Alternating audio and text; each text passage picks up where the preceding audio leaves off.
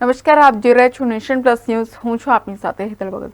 વડોદરામાં કોંગ્રેસ દ્વારા મ્યુનિસિપલ કમિશનરને આવેદનપત્ર આપી રજૂઆત કરી હતી, ત્યારે પૂર્વ વિપક્ષી નેતા અમીર રાવતની ગેરહાજરી આંખે વળગી હતી. વડોદરામાં ગત સપ્તાહે ખાબકેલા અનરાધાર વરસાદને લઈને હજી કેટલાક વિસ્તારોમાં પાણી ભરાઈ રહ્યા છે, ત્યારે આજે કોંગ્રેસ દ્વારા મ્યુનિસિપલ કમિશનરને આવેદનપત્ર આપી રજૂઆત કરી છે. ત્યારે કોંગ્રેસ પ્રમુખ ઋત્વિજ જોશી, વિપક્ષી નેતા ચંદ્રકાંત શ્રીવાસ્તવ સહિત કોંગ્રેસના કાઉન્સિલરો ઉપસ્થિત રહ્યા હતા. ત્યારે પૂર્વ વિપક્ષી નેતા અમીર રાવતની ગેરહાજરી આંખે વળગી હતી. કોંગ્રેસના કાર્યક્રમમાં અમીર રાવત ગેરહાજર રહેતા પાલિકામાં ચર્ચા થઈ છે. અત્રે ઉલ્લેખનીય છે કે અમીર રાવતે વિપક્ષી નેતા માટે દાવેદારી કરી હતી, જો કે અમીર રાવત ચૂંટાયા હતા નહીં. કેમેરામેન નવનીત પરમાણી સાથે Satyam Nevashkar, nation plus news, Vadodara.